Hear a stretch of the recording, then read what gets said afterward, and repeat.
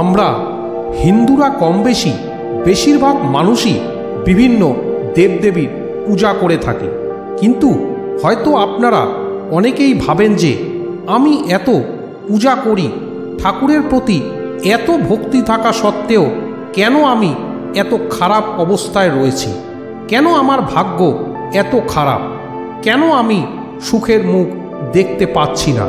অথচ আমার পাশের মানুষটি যে পুরোপুরি নাস্তিক, ঠাকুর দেবতা বিশ্বাস করে না, যার মনে কোনো ভক্তি নেই, যে সব সময় অসৎ উপায় অবলম্বন করে, সে কেন এত সুখে রয়েছে?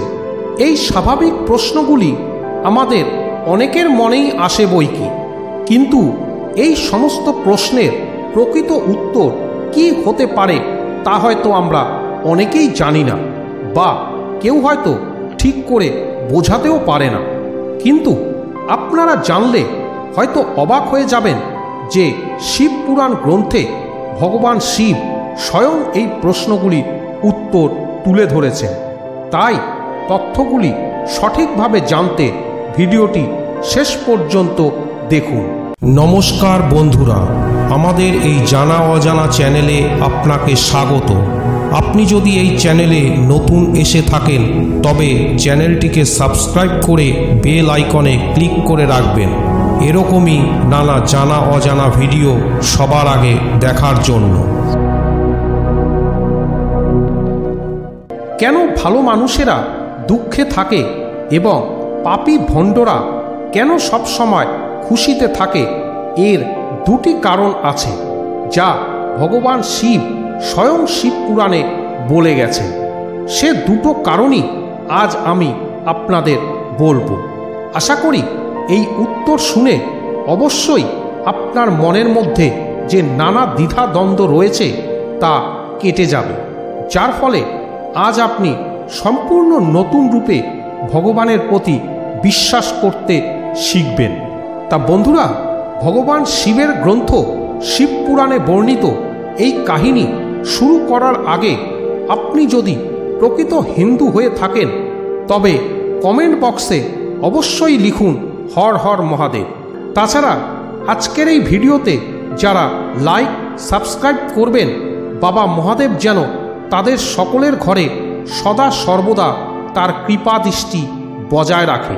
তবে চলুন শুরু করি আজকের এই সত্য কাহিনী। একটি ছোট শহরে একজন অসুস্থ মহিলা বাস করত। তার 3টি ছোট ছোট কন্যা ছিল। অনেকদিন আগেই তার স্বামী মারা যায়। গল্পের শুরুতে একটি কথা, আপনি যদি গল্পটি শুনতে চান তাহলে পুরোপুরি শুনুন। এই গল্পটি অর্ধেক শুনে ভুল করবেন না, কারণ এই পবিত্র কাহিনীটি অর্ধেক এবং অসম্পূর্ণ রেখে যাওয়া আপনাকে অপরাধী বোধ করাতে পারে। তাই গল্পটি সম্পূর্ণ শুনুন। আপনি যদি প্রকৃত শিবের ভক্ত হন তবে ভোলানাথকে কখনো অসম্মান করবেন না। যাই হোক, ছোট 3 মেয়েকে মানুষ করার ভার সেই বেচারা অবলা অসুস্থ মহিলার উপর পড়ল। সেই বিধবা 3 সন্তান নিয়ে কোথায় যাবে বুঝতে পারছিল না। এমনকি অসুস্থ থাকায় কোনো কাজ করারও ক্ষমতা ছিল না। আবার উপর থেকে সমাজের উল্টোপাল্টা কথা, দরিদ্র অসহায় মহিলার সহায়তা করারও কেউ ছিল না। স্বামীর কথা মনে করে করে সে সব মেয়েদের দেখাশোনা করছিল। স্বামীর দুঃখে এরপর সেই মহিলা আরও অসুস্থ হয়ে পড়েন। কিভাবে তাদের লালন পালন করা হবে এই একই কথা ভাবতে ভাবতে একদিন তার স্বাস্থ্যের চরম অবনতি হয় এবং তার শেষ সময়ও ঘনিয়ে আসে। তাই যমরাজের একজন দূত সেই বিধবা মহিলার জীবন নিতে পৃথিবীতে আসেন। কিন্তু সেখানকার দৃশ্য দেখে তিনি বিভ্রান্ত হন। তিনি দেখেন যে মহিলাটি মাটিতে পড়ে আছে তাকে সাহায্য করার মতো কেউ নেই। শুধু তার ছোট ছোট 3 মেয়ে পাশে রয়েছে। সেই মহিলা তাদের উপর মাথা রেখে শুয়ে আছে এবং কাঁদছে, এবং সেই মেয়েরা কাঁদতে কাঁদতে তাদের মাকে জাগাচ্ছে। এটা দেখে তার অর্থাৎ যমদূতের করুণা হলো। তখন দূত ভাবলেন যে তার বাবা ইতিমধ্যেই মারা গেছে। আমি যদি এই মহিলার জীবন নিয়ে নেই তাহলে এই ছোট্ট ছোট্ট মেয়েরা কার উপর ভরসা করবে, কে তাদের দেখভাল করবে? এই ভেবে যমদূত সেই মহিলার প্রাণ না নিয়ে যমলোকে ফিরে গেলেন। তখন যমরাজ ওই দূতকে বলেন, তুমি ওই মহিলার প্রাণ নিতে গিয়েছিলে, তাহলে খালি হাতে কেন ফিরে আসলে? তখন দূত বলেন, হে প্রভু, আমার এই ভুল ক্ষমা করুন। আমি চাইলেও সেই মহিলার জীবন আনতে পারিনি। যদি আমার জায়গায় থাকতেন তাহলে হয়তো আপনিও খালি হাতেই ফিরতেন। আমি সেই মহিলার সন্তানদের দুঃখ দেখতে পারিনি। তারা কান্নাকাটি করছিল এবং তাদের মাকে জাগানোর চেষ্টা করছিল। সেখানে তাদের দেখার আর কেউ ছিল না। আমি যদি সেই মহিলাকে নিয়ে আসতাম তাহলে কে সেই মেয়েদের দেখাশোনা করত, কে তাদের দেখভাল করত? পৃথিবীর মানুষ এতটা স্বার্থপর হয়ে গেছে যে বিনা কারণে কেউ কারোর পাশে এসে দাঁড়ায় না। যদি কেউ সাহায্যও করে তাহলে সে তার প্রতিদান আশা করে। সারা জীবন নিজের অহংকারে তাদের পায়ের নিচে রাখতে চায়। এরপর যমদূত আরও বললেন যে, হে প্রভু, ওই মহিলাকে আরও কিছু সময় দেওয়া উচিত। সে তার মেয়েদের লালন পালন করে বড় করতে পারে। যমদূতের কথা শুনে যমরাজ তাকে ধমক দিয়ে বললেন, আরে মূর্খ, ঈশ্বরের বানানো সৃষ্টিতে না কেউ এক মুহূর্ত কমাতে পারে, না কেউ বাড়াতে পারে। সময়ের আগে তাকে কেউ জীবন দিতেও পারে না এবং তাকে অকালে হত্যাও করতে পারে না। ঈশ্বর যা করেন তিনি সবার মঙ্গলের জন্যই করেন। তুমি কে সৃষ্টিকর্তার নিয়ম পরিবর্তন করার? তুমি সেই মহিলাকে না এনে ঈশ্বরের নিয়ম লঙ্ঘন করেছ। তুমি বড় অপরাধ করেছ, তাই তোমাকে এর পরিণতি ভোগ করতেই হবে। যে পৃথিবীর মানুষের জন্য তোমার এত স্নেহ মায়া মমতা আছে, সেই পৃথিবীতে মানুষ হয়ে তুমি তোমার পাপ বহন করবে। তখন যমদূত বললেন, হে প্রভু, কবে কিভাবে আমি পৃথিবী থেকে মুক্তি পাব? যমরাজ বললেন, পৃথিবীতে যাওয়ার পর তুমি তোমার মূর্খতা দেখে 3 বার হাসবে, সেই সময়ই কেবল তুমি উদ্ধার পাবে। এই বলে যমরাজ সেই দূতকে পৃথিবী লোকে পাঠিয়ে দিলেন। যমদূত মানুষ হয়ে পৃথিবীতে এলো। তার শরীরে কোনো বস্ত্র ছিল না। পৃথিবীতে এই নিয়মটাই প্রচলিত যে একজন মানুষ যখন জন্ম নেয় সেই সময় সে উলঙ্গ অবস্থাতেই জন্ম নেয়। দেবদূত নতুন করে জন্ম না নিলেও তার ক্ষেত্রেও পৃথিবীর নিয়মের কোনো পরিবর্তন হয়নি। সে রাস্তার পাশে উলঙ্গ অবস্থায় শুয়েছিল, ঠান্ডায় কাঁপছিল। সেই সময় সেখান থেকে একজন জুতো সেলাই করে এমন এক ব্যক্তি অর্থাৎ এক মুচি হেঁটে যাচ্ছিল। ওই মুচি তার বাচ্চার জন্য শীতের পোশাক কিনতে যাচ্ছিল। পথের মধ্যে এক উলঙ্গ লোককে ঠান্ডায় কাঁপতে দেখে মুচির করুণা হলো। তিনি তার সন্তানের জন্য কাপড় তো কিনলই না, উল্টে ওই যমদূতের জন্য কাপড় এবং কম্বল কিনলেন। আর ওই কাপড় এনে সে যমদূতকে দিলেন। এরপর যমদূত বললেন, ভাই, আপনি আমাকে কাপড় দিয়ে অনেক বড় উপকার করেছেন। এরপর দূত আরও বলেন, আমাকে কাপড় দিয়ে তো আপনি আমাকে ঠান্ডা থেকে রক্ষা করলেন, কিন্তু আমার না তো কোনো ঘর আছে, না তো কোনো পরিবার, খাবার কোথায় পাবো তাও জানি না। তখন মুচি বলল, হে ভাই, আমার বাড়িতে চলো, আমি আপনার যাবতীয় খরচ তুলে দেব। এরপর সেই মুচি যমদূতকে নিয়ে বাড়িতে পৌঁছে গেল। ওপাশে মুচির স্ত্রী দেখলেন তার স্বামী তো বাচ্চার জন্য কাপড় আনতে গিয়েছিল, কিন্তু তিনি কোনো জামা কাপড় নিয়ে আসেননি, উল্টে একজনকে বাড়িতে ডেকে এনেছে। এই দেখে স্ত্রী তার স্বামীর সাথে ঝগড়া শুরু করে এবং তাকে গালিগালাজ করতে থাকে। এটা দেখে যমদূত উচ্চস্বরে হেসে উঠলেন। মুচি জিজ্ঞাসা করল, আরে ভাই, হাসছেন কেন? কি এমন দেখলেন যে হাসছেন?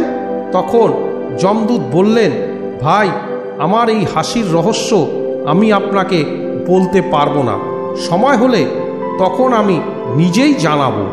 এরপর থেকে যমদূত মুচির বাড়িতে থাকতে শুরু করে এবং কিছুদিনের মধ্যেই মুচির থেকে সমস্ত কাজ শিখে নেয় যমদূত।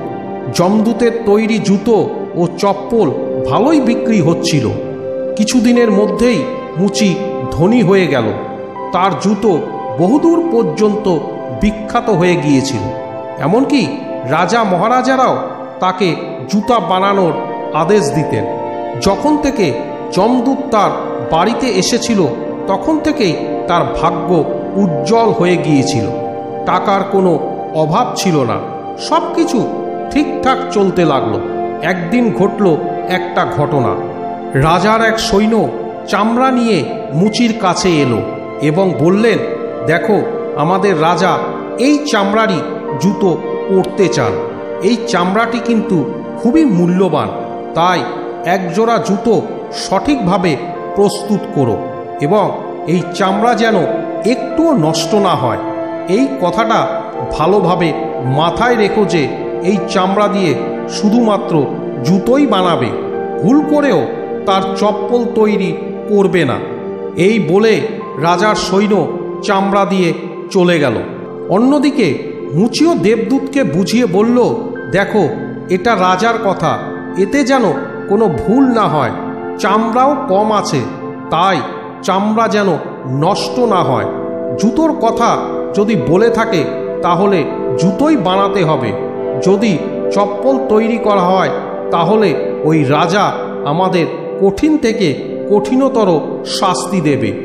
মুচি এত বোঝানোর পরেও যমদূত চামড়ার চপ্পলই তৈরি করলেন। চপ্পল দেখে মুচি রাগে ফুলে উঠল এবং দেবদূতকে বকাঝকা করতে লাগল। এমনকি লাঠি দিয়ে তাকে মারতেও উদ্যত হলো। সে বলল, ওরে মূর্খ, তোকে বারবার বলেছিলাম জুতো বানাতে, আর তুই কিনা সেই চপ্পলই বানালি। এখন রাজা আমাদের ছাড়বেন না, তুইও মরবি, সাথে সাথে আমিও মরব। এছাড়া বাড়ির সকলকে ফাঁসি দেবে রাজা। মুচিকে খুব দুঃখিত দেখে যমদূত খিলখিল করে হাসতে লাগলো। মুচি বললেন, ওরে মূর্খ, কাজ নষ্ট করে এখন হাসছিস? আরে ওই দেখ, রাজার সৈনিক জুতো নিতে এসে গেছে। কিন্তু সৈনিকের কথা শুনে মুচি অবাক হয়ে গেলেন। সৈনিক এসে বললেন, হে মুচি ভাই, গতকাল যে চামড়া দিয়ে গিয়েছিলাম সেটা দিয়ে জুতো বানাবেন না, চপ্পল বানিয়ে দেবেন। কারণ রাজা সাহেবের মৃত্যু হয়েছে এবং এখানের প্রথা রয়েছে যে যে ব্যক্তি মারা যায় তাকে চামড়ার চপ্পল পরিয়ে শেষ যাত্রায় নিয়ে যাওয়া হয়। যাই হোক, এর পরের দিন 3 মেয়ে এক বৃদ্ধা মহিলার সাথে মুচির দোকানে এলো। তারা 3 জনই বিয়ে করতে চলেছে এবং 3 জনই তাদের জুতোর মাপ দিতে এসেছে। যমদূত ওই 3টে মেয়েকে দেখেই চিনতে পেরেছিল যে এই 3টি একই মেয়ে, যাদের মাকে না নিয়ে যাওয়ার জন্য যমদূত আজ এই মানুষ রূপে পৃথিবীতে এসে শাস্তি পাচ্ছে। এবং এই মেয়েরা এখন অনেক বড় হয়ে গেছে, মনে হচ্ছে তারা ভালো ঘরে বড় হয়েছে। এই কথা শুনে বৃদ্ধা বললেন, হ্যাঁ বাবা, এদের মা ছোটবেলাতেই চলে গেছে, তাই এদের আমার কাছে রেখেছি। আমার কোটি টাকার সম্পদ আছে এবং দুর্ভাগ্যবশত আমার কেউই নেই, তাই আমি এই 3 মেয়েকে আমার কাছে রেখেছি। আমি ওদের ভালোভাবে খাওয়া দাওয়া করিয়ে পড়াশোনা করিয়ে বড় করেছি, আর এখন বিয়ে দিতে যাচ্ছি। মেয়েদের ভাগ্য দেখে যমদূত মনে মনে ভাবে, ভগবান যা কিছু করেন তিনি ভালোর জন্যই করেন। আর ওই সময় যদি তাদের মা মারা না যেতেন, তাহলে আজ এরা অনাহারে ও দারিদ্র্যের মধ্যে পড়ে থাকত। মায়ের মৃত্যুর পর আজ এই 3 মেয়ে অনেক ধনী পরিবারের পুত্রবধূ হতে চলেছে। আর এই বৃদ্ধার কোটি টাকার সম্পত্তির মালিকও হয়েছে এই 3 মেয়ে। এই সব দেখে যমদূত তার আগে করা মূর্খতার কথা ভেবে জোরে জোরে হাসতে লাগলো। মুচি জিজ্ঞাসা করল, তুমি হাসছো কেন? তোমার হাসির কারণ বলো। এবার যমদূত মুচিকে বললেন, আমি একজন যমদূত, আর এখন এই যে 3 মেয়ে জুতোর সাইজ দেওয়ার পর চলে গেল, আমি ওদের মাকে নিতে এসেছিলাম, কিন্তু সেই সময় 3 জনই ছোট ছিল এবং তাদের জন্য করুণা হওয়ার কারণে আমি তাদের মাকে নিয়ে যাইনি এবং তাদের বাবা আগেই মারা গিয়েছিল। এই কারণে যমরাজ আমাকে অভিশাপ দিয়ে পৃথিবীতে পাঠালেন। আমি কোনো কাপড় ছাড়াই রাস্তার পাশে শুয়ে পড়েছিলাম। তারপর তুমি আমাকে তোমার ঘরে নিয়ে এলে। সেই সময় তোমার স্ত্রী তোমার সাথে অনেক ঝগড়া করেছিল, কারণ তুমি তোমার বাচ্চার জামা কাপড়ের টাকা দিয়ে আমার জন্য কম্বল এবং কাপড় কিনেছিলে।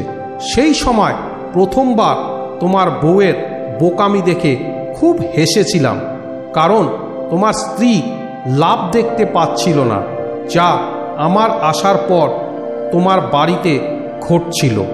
অর্থাৎ আমি আসার পরে তুমি আস্তে আস্তে বড়লোক হয়ে গেলে। এছাড়া দ্বিতীয়বার হাসি এলো যখন রাজার জুতো না বানিয়ে রাজার চপ্পল বানিয়েছিলাম, আর তুমি লাঠি দিয়ে আমাকে মারতে এসেছিলে। তখন তুমি রাজার কথাই ভাবছিলে, কিন্তু তুমি তা জানতে না যে রাজার সাথে কি ঘটতে চলেছে, যার কারণে রাজার জুতোর চেয়ে চপ্পলের প্রয়োজন বেশি ছিল। অনেক সময় এমন হয় যে আমরা ভবিষ্যতের জিনিস যা দেখতে পাই না এবং যা চোখের সামনে ঘটতে চলেছে তা দেখে চিন্তা করে দুঃখিত হই। কখনো কখনো ঈশ্বর আমাদের ভালোর জন্যই আমাদের খারাপ করে থাকে, কিন্তু সেসব দেখে আমরা ঈশ্বরের উপর রেগে যাই, কিন্তু আমরা আমাদের ভালো দেখতে পাই না যা ভবিষ্যতে ঘটতে চলেছে। কখনো কখনো আমাদের বর্তমানে ভালো কিছু হলে তা নিয়ে খুব খুশি হই, কিন্তু ভবিষ্যতে কি ঘটতে চলেছে তা আমরা দেখতে পাই না। মনে রাখবেন, আমাদের সাথে ভালো এবং খারাপ 2 ধরনের ঘটনাই ঘটে, তবে আমাদের সর্বদা এ সম্পর্কে চিন্তা করা উচিত যে ভগবান যা করবেন তা ভালোর জন্যই করবেন। এই কথা মনে করে আমাদের এগিয়ে যাওয়া উচিত। ভালো লোকেরা এই কারণেই দুঃখী থাকে, কারণ ভালো লোকেদের সাথে পরে ভালো কিছু ঘটতে পারে। এবং দ্বিতীয় কারণ হলো যে ভালো লোকেরা সর্বদাই ঈশ্বরের সাথে সংযুক্ত থাকে এবং তাদের জন্য ঈশ্বরের সাথে সংযুক্ত থাকা প্রয়োজন। ঈশ্বরের প্রতি ভক্তি থাকলে হয়তো আপেক্ষিকভাবে মনে হতে পারে যে আপনি কষ্টে আছেন, কিন্তু সেটা হয়তো ভবিষ্যতে কোনো কিছু ভালো ঘটতে চলেছে সেই জন্যই। তাই ঈশ্বরের প্রতি বিশ্বাস হারাবেন না। ঈশ্বরের প্রতি ভক্তি যাদের আছে, ঈশ্বর সদা সর্বদা তাদের মাথার উপরেই বিরাজমান। তাই শেষ হাসি তারাই হাসে। তাই যারা অসৎ, ভণ্ড এবং নাস্তিক তারা ক্ষণিক সময় ভালো আছে মনে হলেও ভবিষ্যতে তারা এই পাপের শাস্তি পাবেই এবং তা হবে খুবই ভয়াবহ। এভাবেই দেবদূত মুচিকে সব কিছু বুঝিয়ে যমরাজের কাছে ফিরে গেলেন। তা বন্ধুরা, এই ভিডিওটি বলার সময় যদি কোনো ভুল হয়ে থাকে তাহলে আমি ক্ষমা প্রার্থী। আশা করি আপনাদের সবার এই ভিডিওটি ভালো লেগেছে। সবশেষে বলি বন্ধু, আপনাদের ভগবান শিবের প্রতি মনের ভক্তি যদি সত্যি হয়ে থাকে তাহলে মহাদেবের এই ভিডিওতে একটি লাইক করে দেবেন এবং কমেন্ট বক্সে অবশ্যই লিখুন হর হর মহাদেব। এরই সাথে দেবাদিদেব মহাদেব আপনাদের পরিবারের ওপর সদা সর্বদা তার কৃপা দৃষ্টি যেন বজায় রাখে। নমস্কার বন্ধুরা, আজ এ পর্যন্তই। আজকের ভিডিওটি ভালো লাগলে একটি লাইক করুন। এরকমই পরবর্তী ভিডিওগুলোতে নানা জানা অজানা তথ্য পেতে চ্যানেলটিকে সাবস্ক্রাইব করে রাখুন। ধন্যবাদ।